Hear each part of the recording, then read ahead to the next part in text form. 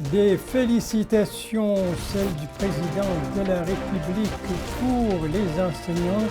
C'est à l'occasion de la journée mondiale de l'enseignant.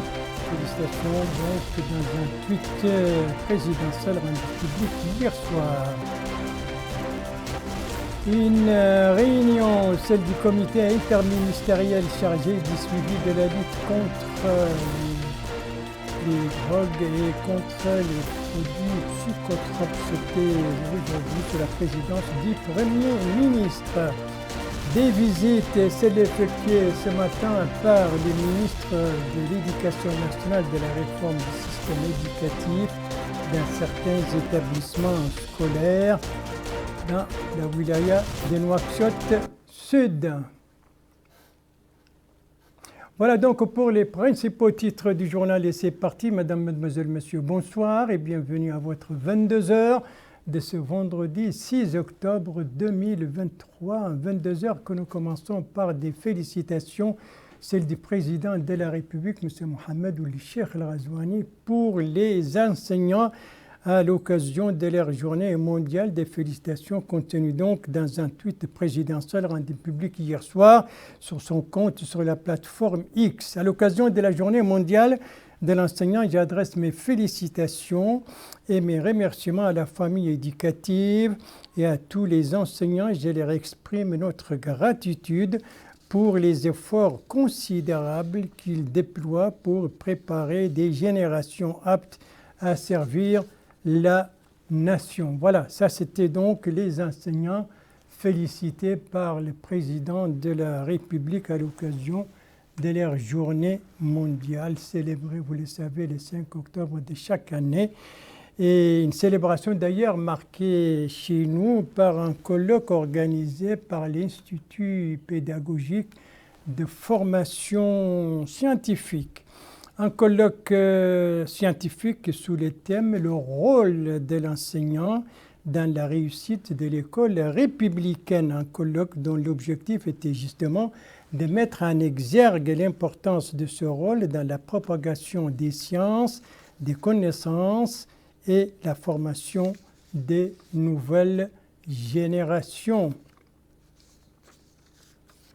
C'était donc ce colloque à l'occasion de la célébration de la journée mondiale de l'enseignant. Et ça, c'était hier. Elle, par contre, c'était aujourd'hui. Elle, c'est la réunion du comité interministériel chargé du suivi de la lutte contre les stupéfiants et les substances psychotropes, réunion présidée par le Premier ministre Mohamed Ould Messoud. Qu'est-ce qui a été dit au cours de cette réunion? Élément de réponse avec Aminata Khan.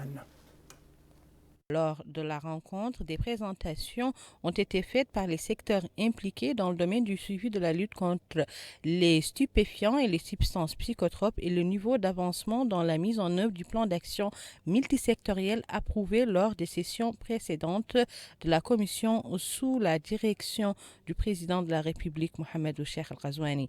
Après discussion et délibération, le Premier ministre a donné des instructions sur la nécessité de lever tous les obstacles qui pourraient empêcher l'accélération du rythme de travail.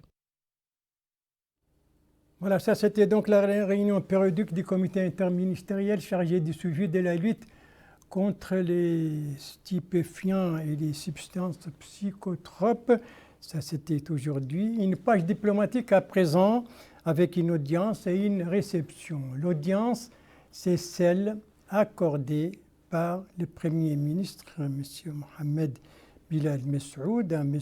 Hamed Ghanem El-Mhiri, ambassadeur de l'État des Émirats arabes unis en Mauritanie. L'occasion pour les deux hommes de discuter des relations de coopération fructueuses entre les deux pays et les voies et moyens pour les renforcer et les développer conformément aux intérêts des deux peuples frères. Les questions d'intérêt commun ont été également évoquées au cours de cette audience qui s'est déroulée en présence donc de la directrice de cabinet et d'une conseillère du Premier ministre.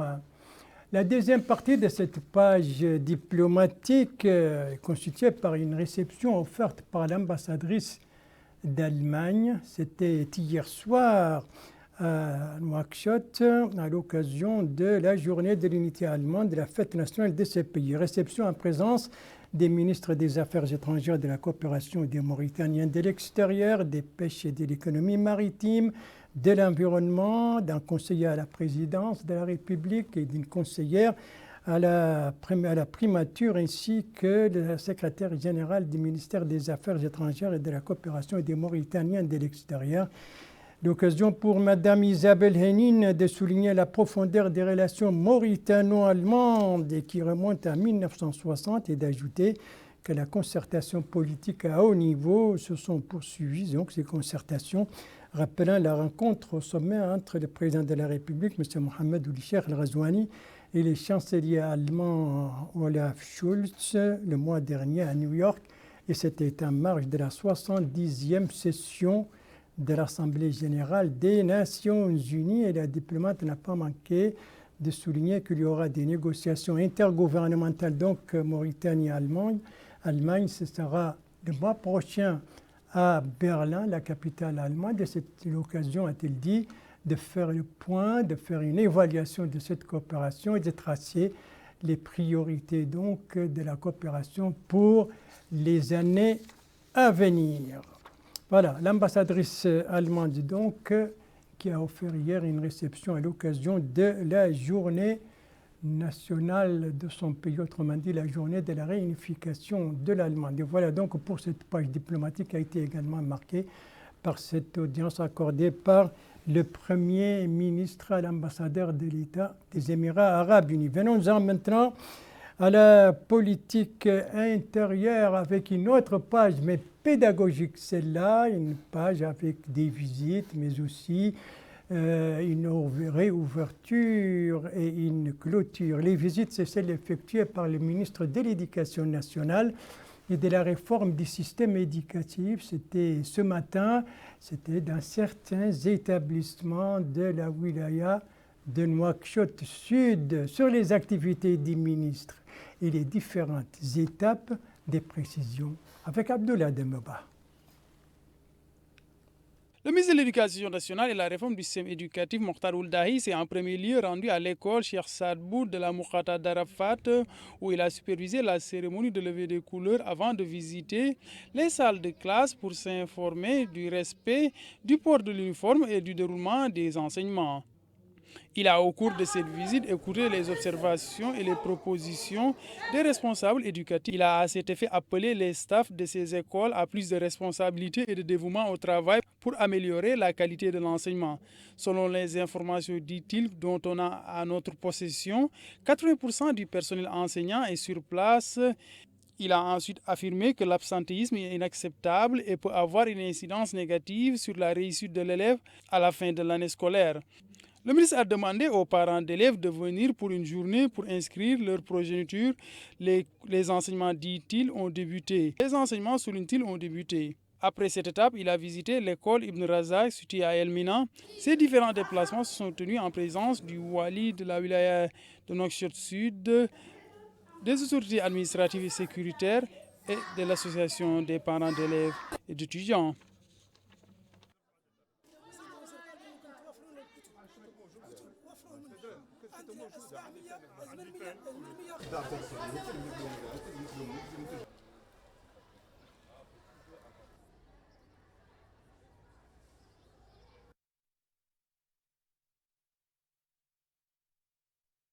Voilà donc ces visites effectuées ce matin par les ministres de l'Éducation nationale dans deux établissements scolaires à Nouakchott Sud, notamment l'école Cheikh Saad Bou dans la Muqata'a d'Arafat et l'école Ibn Razak dans la Muqata'a d'El Mina. La seconde partie de cette page pédagogique constitue donc la réouverture de l'année préscolaire au niveau de l'Asaba à Kifa précisément et la semaine des élèves maîtres à Ayoun au Hod El Gharbi. Sur ces deux activités, des précisions avec nos correspondants régionaux, des informations remises en français par Aminata Khan.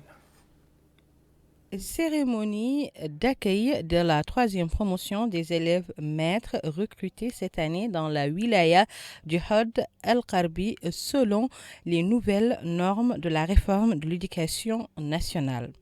Dans un discours prononcé pour la circonstance, le wali de la wilaya du Had El-Karbi, Ahmed Mamadou Kelly, a affirmé que l'éducation constitue une composante essentielle du programme du gouvernement, soulignant que l'État a élaboré une réforme de l'éducation et du secteur et qu'un comité ministériel a été mis en place, dirigé par le Premier ministre pour superviser le domaine de l'éducation.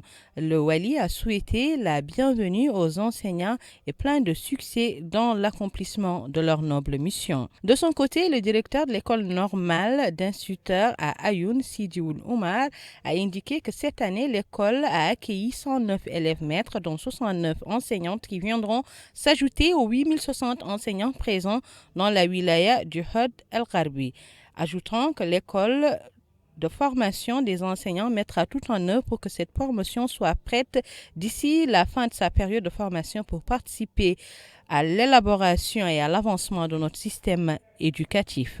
Au niveau de la wilaya de Lassaba, il était question de l'ouverture de l'année scolaire du préscolaire. Présent à la rencontre, le conseiller du Wali chargé des affaires politiques et sociales, Jidoul Cheikh Toulba, a souligné l'importance de l'éducation du préscolaire pour les petits-enfants dans leur préparation à l'enseignement fondamental. L'adjoint maire de Kifa, Yislemoul Beyana, a indiqué que la promotion de l'éducation préscolaire est importante et demande une société solidaire, harmonieuse, sans aucune marginalisation. Rokhaya Mint Sidina, présidente du réseau de la petite enfance, a pour sa part indiqué que le réseau créé en 1998 consacre son action à la prise en charge des petits-enfants dans les domaines de l'éducation, de la santé et de la nutrition. À noter que cette cérémonie s'est déroulée en présence du Hakam de la Mokata de Kifa et des chefs de services régionaux de la wilaya de Lassaba. Et ça, c'était cette page diplomatique plutôt pédagogique marquée donc par les visites qu'a effectuées ce matin au niveau de Nouakchott Sud le ministre de l'Éducation nationale et de la réforme du système éducatif, la semaine des élèves maîtres à Ayoun et l'ouverture de l'année scolaire 2023-2024 pour le préscolaire à Kifa, la capitale de Lassaba. Voilà, on va passer du pédagogique à l'agricole avec les activités du ministre de l'Agriculture au Trarza, des activités marquées par une rencontre avec les agriculteurs. C'était hier soir à Rosso, une rencontre précédée par des visites sur les terrains. Un reportage sur les activités du ministre donc là-bas au Trarza avec notre correspondant permanent, Mokhtar Baba Ahmedou, compte rendu revue en français par Abdoulaye Demeba. Le ministre de l'Agriculture s'est engagé de l'état d'approvisionnement en électricité des unités de production agricole au niveau de la vallée. C'est dans ce cadre qu'il s'est rendu à Rosso pour s'informer de l'état d'avancement des travaux et de la disponibilité de ce service au profit des agriculteurs. Le déplacement s'est déroulé en présence du Wali du Trarza, Mohamed Ahmed Mouloud. Ils ont reçu des explications détaillées sur les méthodes et techniques utilisées en présence du directeur général de la Société mauritanienne d'électricité Somelec, Cheikh Abdallah Oulbed. Cheikh Ahmedou Lougman, responsable de l'exécution des travaux à la Somelec, a indiqué que ce projet comprend 4 principaux compartiments, dont le premier bénéficie à la zone de Dalou Gourma jusqu'à Garak. Le deuxième va de la zone de Meissouk jusqu'à Sichiye.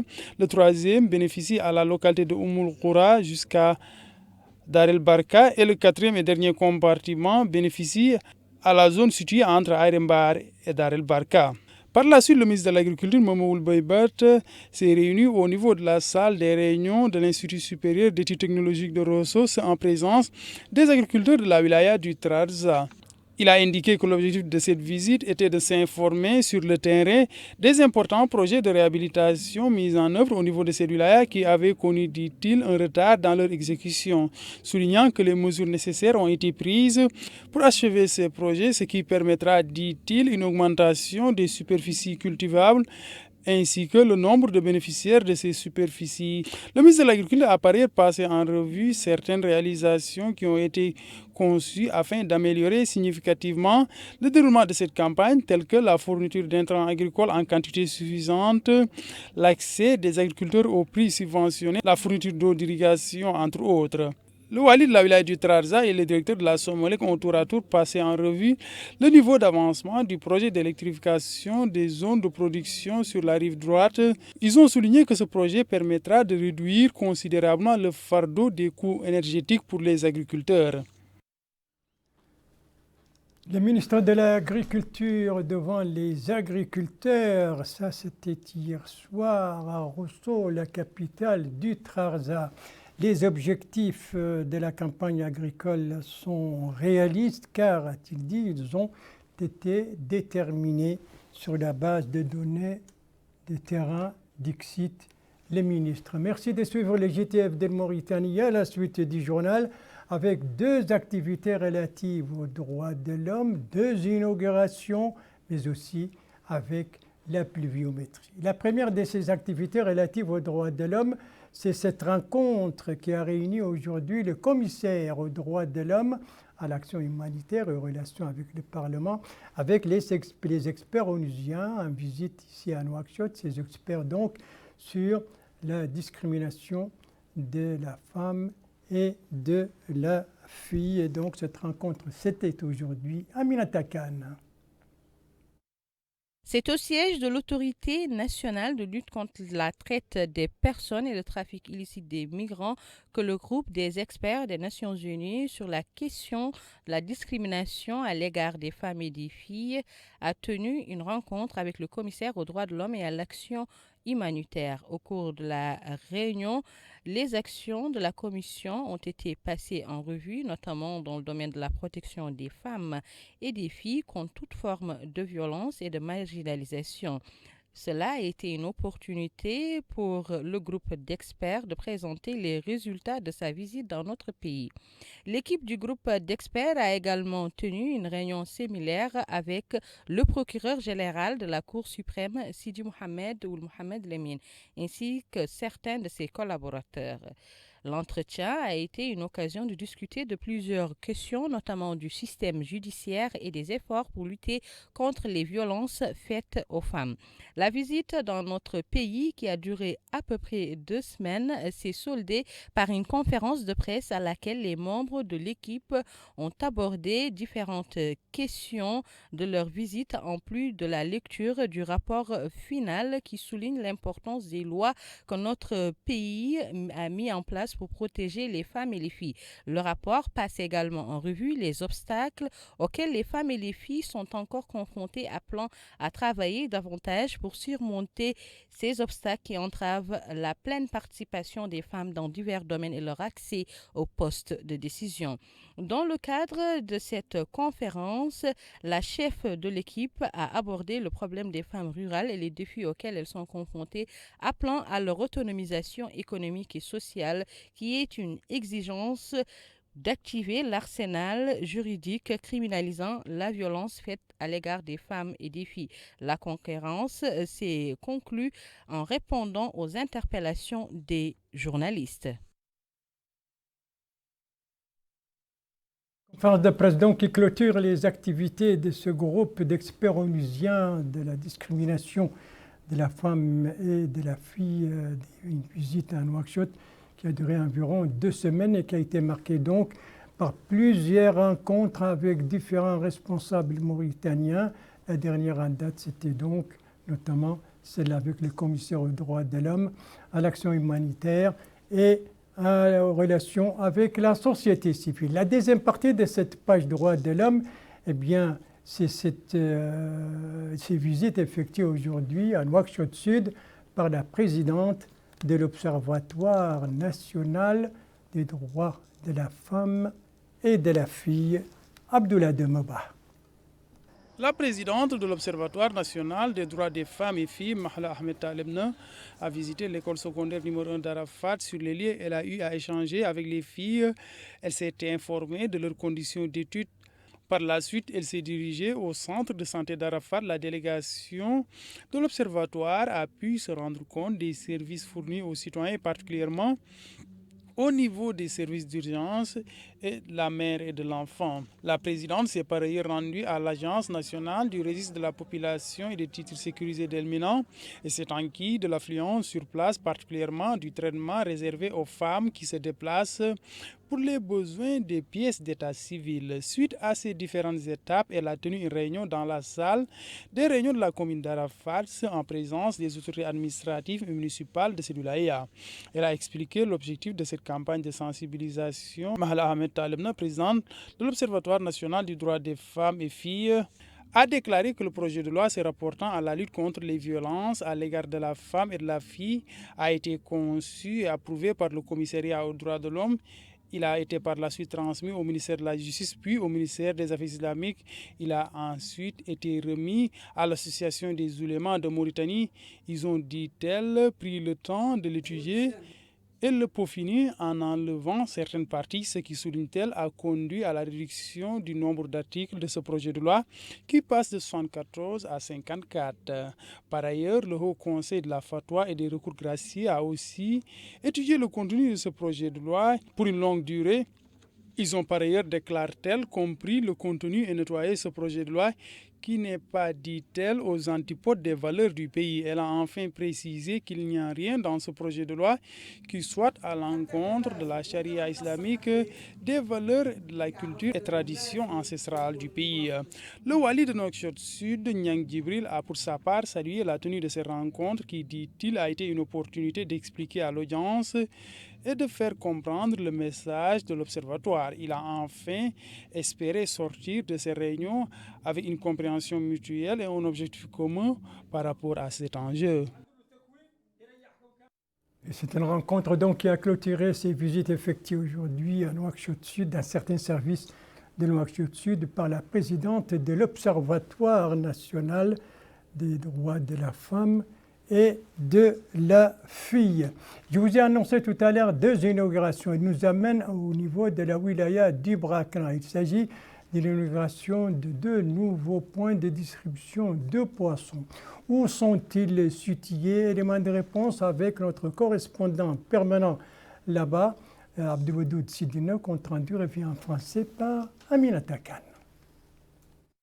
C'est pour renforcer les magasins de stockage de la Société nationale de distribution de poissons sur toute l'étendue du territoire national qu'intervient aujourd'hui l'ouverture de 2 nouveaux points de vente à Mbagne et à Mal. Une ouverture supervisée par le Wali Moussaed de la wilaya du Brakna, Mohamed Ould Abdel Fattah Ould Ahmed. Il est à noter que ces boutiques qui ont été ouvertes disposent de poissons suffisants qui seront distribués aux populations à des prix subventionnés par l'État. Le Wali adjoint de la wilaya du Brakna, Mohamed Abdel Fattah Ould Ahmed, a indiqué à notre micro que la décision de subventionner le poisson est venue en exécution des décisions du gouvernement rendues publiques récemment pour renforcer le pouvoir d'achat des populations et introduire le poisson dans l'alimentation quotidienne des Mauritaniens, ajoutant que les prix de ces espèces de poissons à Nouakchott varient entre 2000 et 3000 anciens ouguias, ce qui montre que la mesure est d'une extrême importance, surtout après la hausse des prix de la viande rouge. De son côté, le directeur général adjoint de la société a indiqué que cette mesure vise à aider les populations sur instruction du président de la République. Nous sommes dans la Moukata de Mel, dans la wilaya du Brakna, pour l'inauguration d'un nouveau centre de distribution.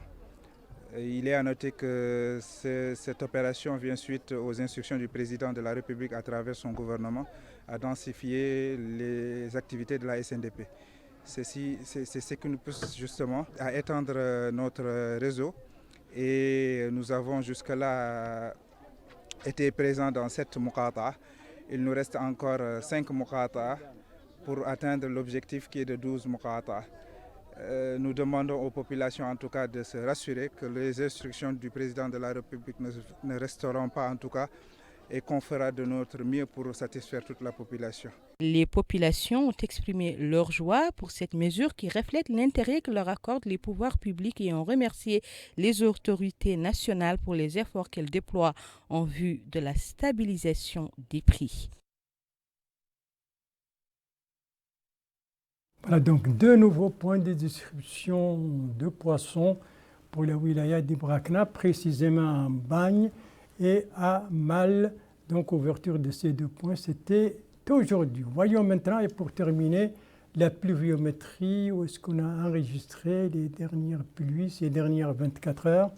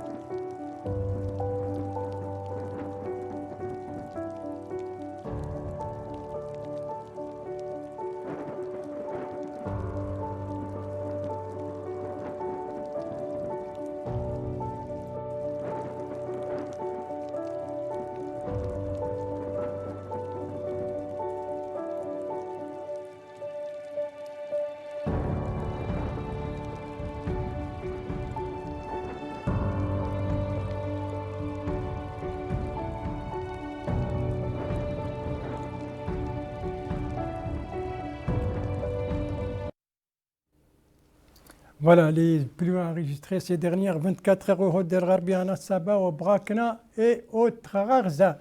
Et c'est sur cette pluviométrie que s'achève ce journal. Merci à vous de l'avoir suivi, mesdames, mademoiselles, messieurs. Merci bien entendu aux équipes rédactionnelles et techniques qui ont participé à sa conception. Je vous en rappelle les principales informations.